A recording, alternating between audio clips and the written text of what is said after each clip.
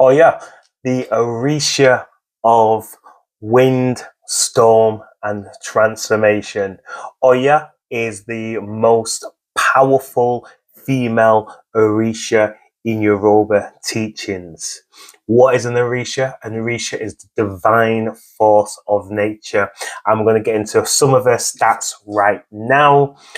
Oya is known for transformation, radical shifts, cycles of death and rebirth, the courage to confront endings. Oya governs the boundary between the living and the ancestral realm.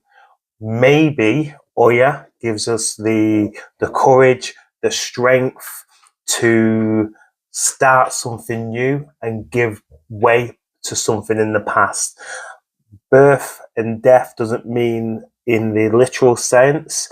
It can just mean the starting of ending of something new. So the start of a new career, the end of something bad, the start of a new relationship, and ending a bad relationship in any way or form you may think.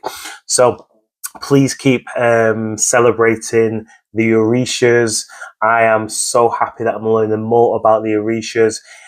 Thank you for your likes. Thank you for your comments. Please keep doing so we can spread the message on these fantastic Orishas who are divine forces of nature. Thank you.